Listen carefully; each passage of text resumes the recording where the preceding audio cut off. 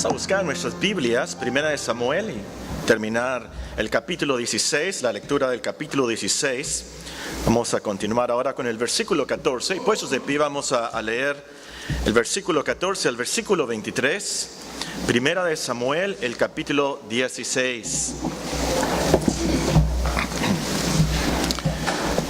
Primera de Samuel, el capítulo 16.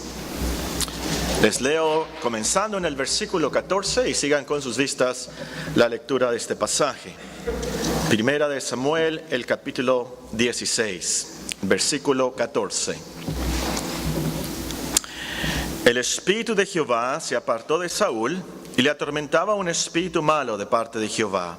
Y los criados de Saúl le dijeron: He aquí ahora un espíritu malo de parte de Dios te atormenta. Diga pues nuestro Señor a tus siervos que están delante de ti, que busquen a alguno que sepa tocar el arpa, para que cuando esté sobre tú el espíritu malo de parte de Dios, él toque con su mano y tengas alivio. Y Saúl respondió a sus criados: Buscadme pues ahora alguno que toque bien y traédmelo.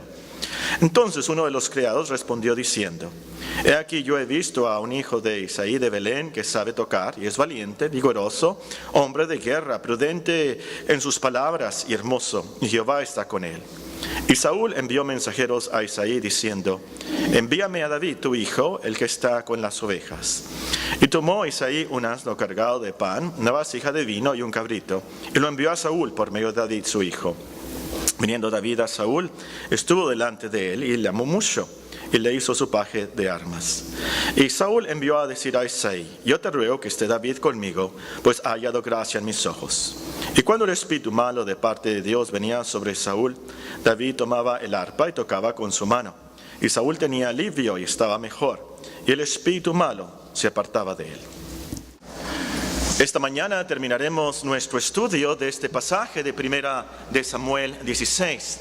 Como vimos la semana pasada, este capítulo es de lo más importante, muy importante, súper importante, porque aquí comienza la historia de David, del linaje del cual nació Cristo, nuestro Salvador. Ahora, en la primera parte del capítulo, aprendimos cómo Dios guía a Samuel a ungir a David como el futuro rey.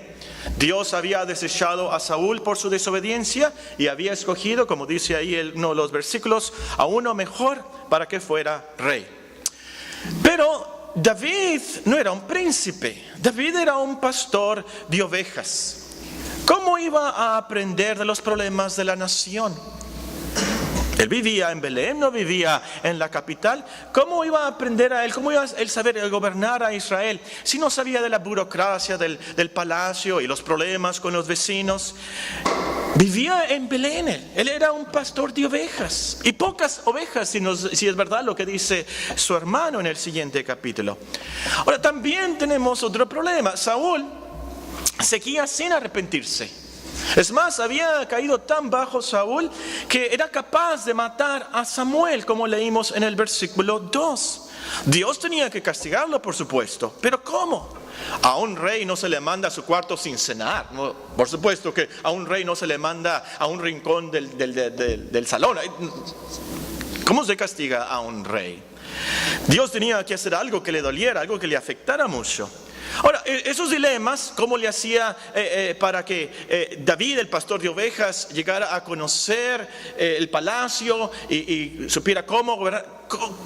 ¿Cómo iba a resolver Dios ese problema? ¿Y cómo iba a Dios a resolver el dilema del castigo para Saúl?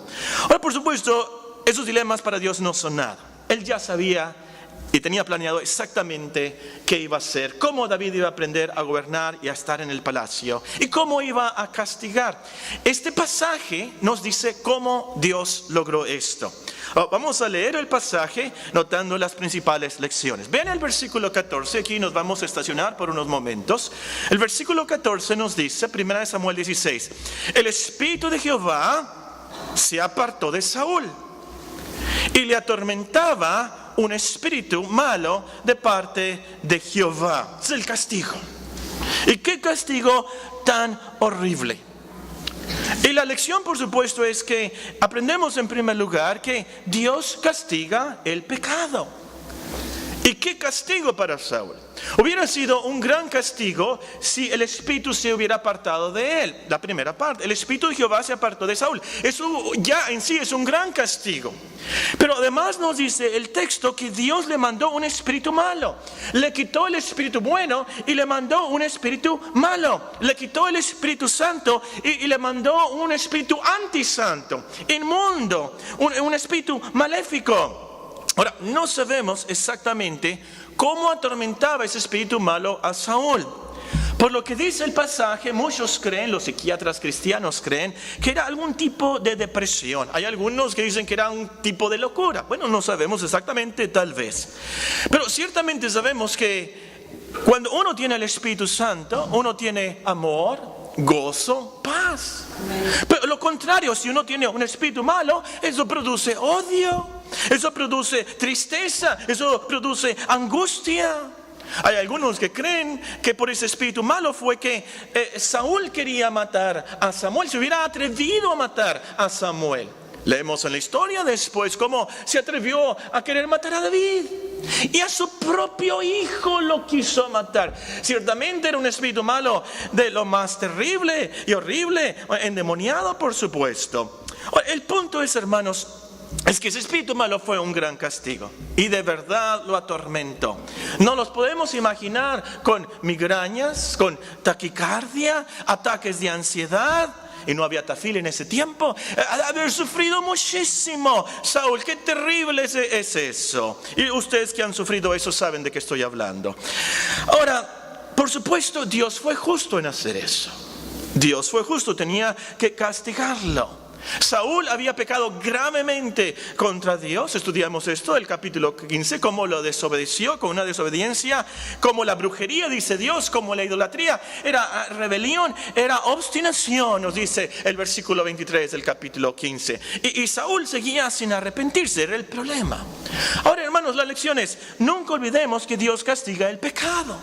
Tiene que castigarlo, su justicia lo demanda. Él no libró del castigo ni a su propio hijo, sino que cuando Cristo cargó nuestros pecados en la cruz, Dios no lo libró, pero lo castigó en el Gólgota. Entonces a ti te digo esta mañana, si tú no te arrepientes de tus pecados, Dios te tiene que castigar.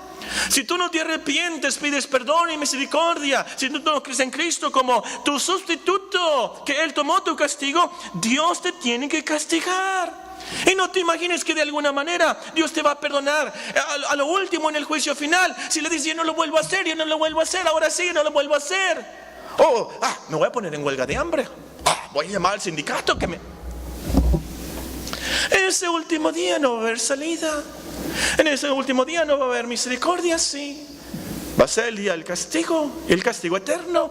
Y tenlo por seguro que los sufrimientos del espíritu malo que causó a Saúl no son nada en comparación con lo que sufrirás por toda la eternidad por no haber creído a Dios. Ha de ser terrible el infierno. Migrañas eternas, nada de medicina. Oscuridad, desesperación total, ansiedad, en depresión por toda la eternidad. Pero ¿saben cuál es lo peor del infierno? Fue lo peor que le pasó a Saúl. El espíritu de Jehová se apartó de Saúl. Eso es lo peor del infierno. Sin esperanza, sin Dios, para siempre. Resuelve el problema de tu pecado hoy. Dios castiga el pecado. No sé cuál es tu pecado. Desde que naciste has pecado. Como niño pecaste, como joven pecaste, como adulto pecaste, como anciano pecas. Todos esos pecados y toda tu naturaleza, tienes que pedir perdón a Dios. Ahora, otra cosa que podemos aprender de este versículo es que Dios obra a través de su Espíritu. Noten el contraste entre el versículo 13 y el versículo 14. Lástima que lo dividieron en nuestra versión. Vean el versículo 13. Samuel tomó el cuerno del aceite, lo ungió en medio de sus hermanos, a David por supuesto. Desde aquel día en adelante, el Espíritu de Jehová vino sobre David. Y el contraste, el versículo 14, el Espíritu de Jehová se apartó de Saúl. El Espíritu de Jehová vino sobre David, el Espíritu de Jehová se apartó de Saúl. Eso, hermanos, es lo que marca la diferencia en nuestras vidas. Esa es la diferencia entre los cristianos y los que no son cristianos. Si tenemos el Espíritu, Dios está con nosotros. Si no lo tenemos, Dios no está con nosotros. Si tenemos el Espíritu, lograremos hacer muchas cosas para Dios. Si no lo tenemos, no podemos hacer nada, absolutamente nada para Dios. Si tenemos el Espíritu Santo, podemos esperar amor, gozo, paz, paciencia, benignidad, bondad, fe, mansedumbre, templanza. Si no tenemos el Espíritu, entonces podemos esperar adulterio, fornicación, inmundicia, lascivia, idolatría, hechicerías, enemistades, pleitos, celos, iras, contiendas, disensiones, herejías, envidias, homicidios, borracheras, orgías y cosas semejantes a esta, acerca de las cuales os amonesto que, como ya os lo he dicho antes, que los que practican tales cosas no heredarán el reino de Dios. Es lo que nos dice Pablo en Gálatas 5. Los que tienen el Espíritu, ese es el fruto. Los que no tienen el Espíritu, entonces esto es lo que pasa. Ahora, en este caso del capítulo 16 de Primera de Samuel, en el caso de David como en el caso de Saúl, la obra del Espíritu aquí fue algo especial. Fue una llenura especial, una obra especial en sus vidas para gobernar, para confrontar a los enemigos, para juzgar, ellos eran los jueces, por supuesto para guiar al pueblo de Dios, a guiar a Israel. Esto no quiere decir que David no había tenido al Espíritu Santo antes, por supuesto que no. Y no es que Saúl haya sido salvo y entonces Dios le quitó al Espíritu y le quitó la salvación, por supuesto que no. Uno puede recibir los dones del Espíritu sin ser salvo. O como dice en Hebreos, uno puede participar del Espíritu y no ser salvo. Judas Iscariote tuvo dones del Espíritu Santo y no fue salvo. Para los que apuntan ahí pueden escribir Mateo capítulo 7 versículo 21, el pasaje donde nos dice que muchos le van a decir al último: Señor, nosotros predicamos, Señor, nosotros hicimos milagros en tu nombre. Y van a poder decir: lo hicimos por el Espíritu Santo, pero no fueron salvos. Entonces, aquí el punto es, hermanos, el Espíritu Santo, aquí se trata de una llenura especial, con un propósito especial, una obra especial en estos hombres. Pero entonces la aplicación para nosotros: asegurémonos que tenemos al Espíritu. Aseguremos que nos hemos arrepentido y hemos creído en Cristo. Vean conmigo Hechos, este es un versículo clave, debemos de subrayarlo. Hechos capítulo 2. Y el versículo 38 nos dice así: en respuesta a los judíos que habían crucificado al Señor, estaban arrepentidos, querían ser perdonados, Pedro les dice en Hechos 2:38: arrepentíos y bautícese cada uno de vosotros en el nombre de Jesucristo para perdón de los pecados y recibiréis el don del Espíritu Santo, porque para vosotros es la promesa y para vuestros hijos y para todos los que están lejos, para cuantos el Señor nuestro Dios llamare. Es así como recibimos el Espíritu Santo. Y tenemos que asegurarnos, cuando pecamos, hermanos, confesemos nuestros pecados, y Dios es fiel y justo para perdonarnos. Y oremos como el salmista: esconde tu rostro de mis pecados, borra mis maldades, crea en mí, oh Dios, un corazón limpio y renueva un espíritu recto dentro de mí. No me eches delante de ti y no quites de mí tu Santo Espíritu. Salmo 51, el salmo que estamos aprendiendo. Ahora, la última cosa que aprendemos del versículo, aquí les voy a pedir que se pongan los cinturones de seguridad, que se aseguren que tienen las bolsas de aire que funcionan, porque nos vamos a ir a algo muy profundo, nos vamos a ir a unas verdades teológicas muy, muy difíciles. Si no les entienden, le preguntan a la tía Patricia antes de que se vaya a Puebla, o a alguna otra hermana muy sabia.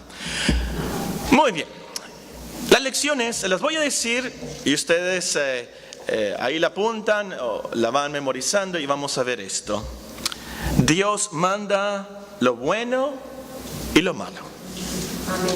Nos dice el versículo: el Espíritu de Jehová se apartó de Saúl y le atormentaba un espíritu malo de parte del diablo.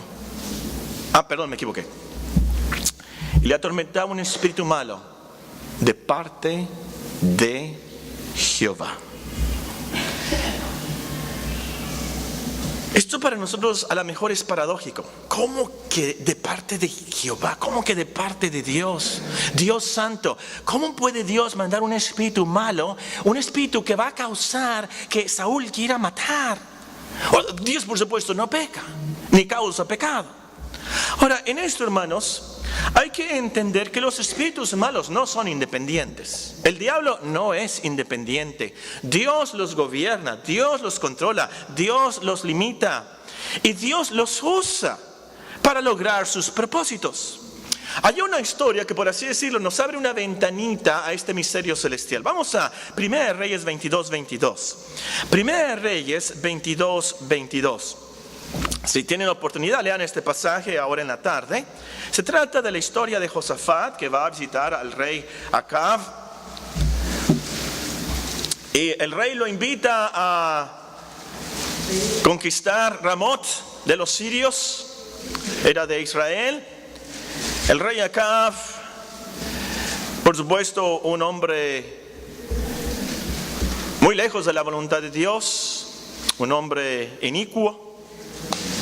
Josafat, un buen hombre, le dice: vamos a consultar a Dios. No hay un profeta aquí que podamos consultar. Acab le dice: sí, hay un profeta de nombre Micaías, pero él siempre me dice cosas malas. Josafat dice: no digas eso, vamos a consultarlo. Y el caso es que consultan a Micaías. Y vamos a comenzar a leer el pasaje en el versículo 17. Eso es lo que le dijo Micaías a los reyes. Yo vi a todo Israel esparcido por los montes como ovejas que no tienen pastor. Y Jehová dijo: estos no tienen señor, vuélvase cada uno a su casa en paz. En otras palabras, iban a perder la guerra y los iban a vencer, tanto que Israel iba a quedar como pastor, todos destruidos. Y el rey de Israel dijo a Josafat: no te lo había dicho yo, ninguna cosa buena profetizará él acerca de mí, sino solamente el mal. Entonces él le dijo, es decir, el profeta: oye pues palabra de Jehová. Yo vi, y aquí está la ventanita, fíjense en esto, teólogos. Yo vi a Jehová sentado en su trono, y todo el ejército de los cielos estaba junto a él, a su derecha y a su izquierda. Y Jehová dijo: ¿quién inducirá acá para que suba y caiga en Ramot de Galad? Y uno decía de una manera y otro decía de otra. Y salió un espíritu y se puso delante de Jehová y dijo: yo lo induciré. Y Jehová le dijo: ¿de qué manera? Él le dijo: yo saldré y seré espíritu de mentira en boca de todos sus profetas. Él le dijo: le inducirás y aún lo conseguirás. Ve pues y hazlo así. Y ahora he aquí, Jehová ha puesto espíritu de mentira en la boca de todos sus profetas, y Jehová ha decretado el mal acerca de ti. Por cierto, a los que les gusta la profecía de los últimos días, vean conmigo Tesalonicenses. Es así como Dios va a causar que los que no creen en Cristo no se arrepientan y sean destruidos. Segunda Tesalonicenses, el capítulo 2, y voy a empezar a leer en el versículo 8. Aquí el apóstol San Pablo nos explica cómo es que la venida del Señor no está cerca, qué falta. Y ustedes lo pueden leer este capítulo. Y nos explica en el versículo 8: entonces se manifestará aquel inicuo a quien el Señor matará con el espíritu de su boca y destruirá con el resplandor de su venida. Inicuo cuyo advenimiento es por obra de Satanás, con gran poder y señales y prodigios mentirosos, y con todo engaño de iniquidad para los que se pierden, por cuanto no recibieron el amor de la verdad para ser salvos. Por esto Dios les envía un poder engañoso. Dios les envía un poder engañoso para que crean la mentira, a fin de que sean condenados todos los que no creyeron la verdad, sino que se complacieron en la injusticia. Es increíble. Los milagros que hace Satanás al último es increíble. Pero ¿cómo es posible que estos hombres sigan así? Esta es la respuesta. Bueno, yo creo que la mejor evidencia, el mejor ejemplo, la mejor ilustración de todo esto, hermanos, es la cruz. La cruz de nuestro Señor.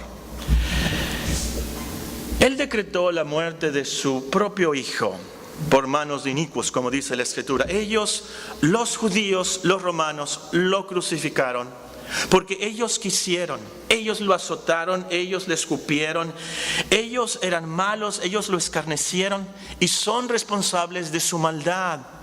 Pero Dios usó esa maldad para nuestra salvación y para su gloria.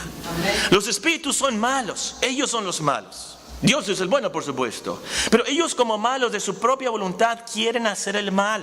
Dios usa su maldad y la maldad de los hombres malos para que hagan la voluntad de Dios. Así tan grande y misterioso y trascendente y soberano es Dios.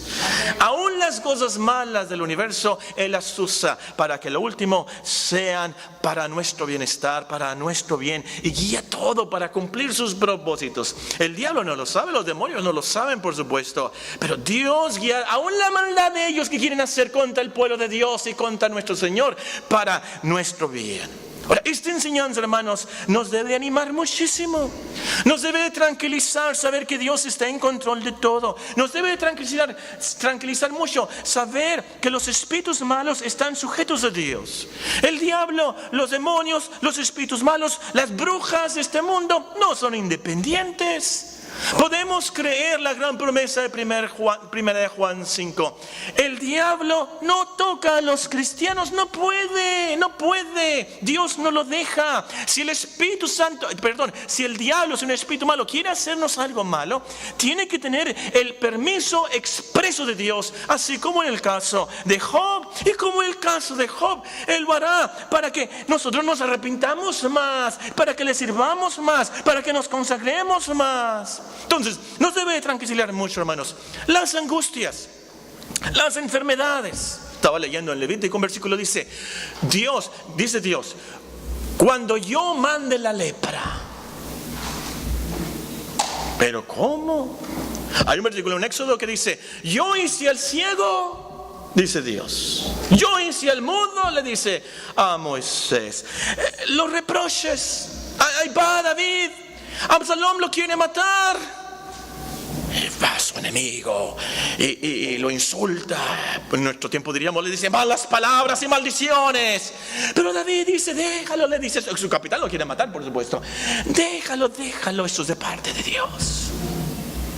Lo que te dicen en el trabajo, en la escuela, lo que te hacen las enfermedades, los accidentes, el esposo que tienes, los padres que tienen, la muerte, es de Dios. Es de Dios. A lo último, todo es mandado por Dios.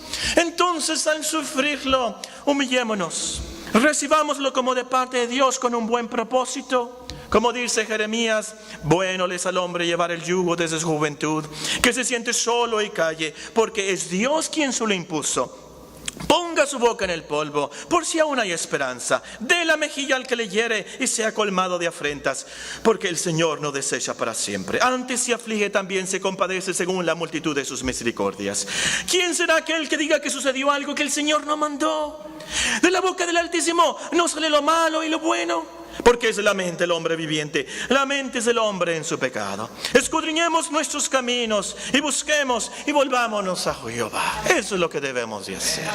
Muy bien, volvamos al capítulo 16, vamos a terminar, el tiempo se nos está acabando. Los criados reconocieron qué le pasaba a Saúl, y era de parte de Dios esto. En la providencia perfecta de Dios le sugieren la solución, véanlo. Versículo 15. Los criados de Saúl le dijeron, he aquí ahora un espíritu malo de parte de Dios te atormenta. Diga pues nuestro Señor a sus siervos que están delante de ti, que busquen a alguno que sepa tocar el arpa, que cuando esté sobre ti el espíritu malo de parte de Dios, él toque con su mano y tengas alivio. Y Saúl respondió a sus criados, buscadme pues ahora alguno que toque bien y traédmelo. Entonces uno de los criados respondió diciendo, he aquí, yo he visto a un hijo de Isaí de Belén que sabe tocar, es valiente, vigoroso, hombre de guerra, prudente en sus palabras, hermoso, y Jehová está con él. Y Saúl envió mensajeros a Isaí diciendo, envíame a David tu hijo, el que está con las ovejas. Y tomó Isaí un asno cargado de pan, una vasija de vino y un cabrito, y lo envió a Saúl por medio de David su hijo. Viniendo David a Saúl, estuvo delante de él y le amó mucho y le hizo su paje de armas. Saúl envió a decir a Isaí, yo te ruego que esté David conmigo, pues se haya hallado gracia en mis ojos. Y cuando el espíritu malo de parte de Dios venía sobre Saúl, David tocaba el arpa y tocaba con su mano y Saúl tenía alivio. Y estaba mejor y el espíritu malo se apartaba de él. Nada más 3 lecciones de estos versículos. La primera lección es que Dios salva y usa a hombres débiles, pobres, humildes. Ahora, fíjense bien. ¿Quién diagnosticó el problema de Saúl? ¿Los príncipes? No. ¿La aristocracia, los ricos de ese tiempo? No. ¿El general? No. ¿Quién fue el que diagnosticó el problema de Saúl? ¿El primer ministro? No. Fueron los criados. La palabra original se puede traducir siervos, esclavos. Fueron los esclavos del palacio los que tuvieron el discernimiento espiritual. Este es tu problema. Y está la solución. Si Saúl no fue salvo, sus sirvientes sí fueron salvos. Tenían ese discernimiento espiritual. Y como en la historia de Naamán, ¿la pronuncié bien? ¿Naamán? ¿Quién diagnosticó la solución al problema de ese general? Él tenía lepra. Fue una criada, una sirvienta, una esclava que se habían robado de Israel. Ella dio la solución. ¿Quién fue el que convenció a Naamán para que fuera al Jordán? Sus siervos, los criados. Y así con Saúl. El caso es, hermanos, Dios salvó y usó a gente sencilla, a los criados, a los pobres, a los humildes, a los débiles. Es una gran ilustración lo que estamos aprendiendo de Corintios. Hermanos, no sois muchos sabios según la carne, ni muchos poderosos, ni muchos nobles, sino que lo necio del mundo escogió Dios para avergonzar a los sabios. Y lo débil del mundo escogió Dios para avergonzar a lo fuerte. Y lo vil del mundo, lo menospreciado, escogió Dios. Y lo que no es, para deshacer lo que es, a fin de que nadie se jacte en su presencia. Mas por Él estáis vosotros en Cristo Jesús, el cual nos ha sido hecho por Dios sabiduría, justificación, santificación y redención, para que, como está escrito, el que se gloría, gloríese en el Señor. Esta mañana, si tú eres débil, y aquí te estoy diciendo débil físicamente, puede ser, pero aquí estoy hablando de debilidad de carácter, que tú no eres muy fuerte, tú tienes muchas tentaciones, no puedes vencer mucho en tu cristiandad, apenas si logras, y vienes a la iglesia y te esfuerzas y no eres tan débil, eres tan débil, no eres tan fuerte como otro hermano y te sientes tan débil, te sientes tan ignorante. Tú no te puedes decir que tú eres un teólogo. Te sientes ignorante. Déjame decirte, no pienses que Dios no te puede salvar y usar a ti. Por supuesto que sí. Que Dios escoge y usa la gente común, gente como nosotros. Amén. Segunda lección, muy práctica. Este pasaje nos enseña que la música nos afecta. David tocó y Saúl se calmó. Desde tiempos antiguos se ha sabido que la música calma, la música afecta. Estaba leyendo, bueno, no leyendo, era un reportaje de cómo estaban usando la música con los animales. Y me acuerdo, me impresionó mucho, había un elefante que estaba enfermo. Y estaba enfermo del corazón. ¿Y saben cómo solucionaron su problema? ¿Cómo le ayudaron? Con música. Y sale ahí en el reportaje el elefante siendo así. Y regulando ahí bueno, eso es otra cosa. Y ustedes me pueden dar ejemplos. Yo cuando voy en la carretera, no hagan esto. Cuando voy en la carretera para despertarme pongo música. Y yo sé que si pongo las estaciones de Vivaldi, ustedes que son músicos conocen las estaciones, yo sé que le voy a dar bien rápido.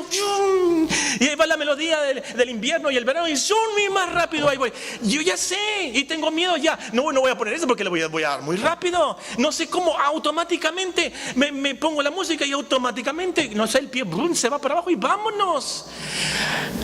Es algo de nuestro cerebro, nuestra psicología, nuestra psiquiatría. No sé cómo decirles que Dios nos ha hecho de tal manera que la música nos afecta. Ahora, uno puede ser animado con la música. Uno puede ser entristecido con la música. Uno puede volverse más sensual con la música. Uno puede volverse loco con la música. Somos afectados. David tocó el arpa. Música calmada, por supuesto. Probablemente cantó algunos de los salmos que él ya había compuesto para ese tiempo. A lo mejor el Salmo 23, no sé. Eso le ayudó a Saúl. Pero se imaginan a David tocando con tambores, con platillos, pues Saúl se hubiera puesto loco, le hubiera explotado el cerebro, ¿verdad? Por supuesto. El punto es, ten en cuenta el poder de la música en tu cuerpo, en tu cerebro. Escucha música que te calme, que te ayude a vivir para Dios. La última lección. Lo mejor que se puede decir de nosotros es que Dios está con nosotros. Ven el versículo 18. Aquí está el corazón del mensaje realmente. Versículo 18. Entonces, uno de los criados respondió diciendo: he aquí, yo he visto a un hijo de Isaí de Belén que sabe tocar, es valiente y vigoroso, hombre de guerra, prudente en sus palabras y hermoso, y Jehová está con él. Lo guapo, lo vigoroso, lo valiente, la habilidad de tocar, su prudencia al hablar, no era nada en comparación con esa virtud. Dios estaba con él.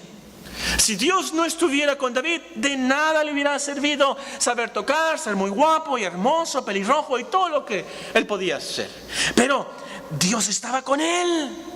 ¿Quién contra él? Ni Goliat podía contra él. Porque cuando Dios está con nosotros, ¿quién contra nosotros? Dios nos favorece, nos ayuda, nos protege cuando está con nosotros. Y ese es el punto, hermanos. Al estar Dios con nosotros, nos ayuda, nos protege, nos defiende. Y como creyentes sabemos que Él está con nosotros por su palabra, por sus promesas, por supuesto. Por experiencia, Él nos ha ayudado y protegido hasta este día. Pero la mejor prueba, ¿sabe cuál es? La mejor prueba es la cruz. La cruz de Cristo. Él está con nosotros a tal grado que sacrificó a su propio Hijo para salvarnos. Él está con nosotros porque sacrificó a su Hijo para que Él pudiera estar con nosotros y no contra nosotros. Entonces es seguro que Él está con nosotros. Por gracia y misericordia Él hará, entonces todo va a suceder para nuestro favor. Él sacrificó a su Hijo y no será en vano. Y lo hizo a lo último porque es lo que más le glorifique. Entonces, como cristiano, no se le olvide que Dios está con usted.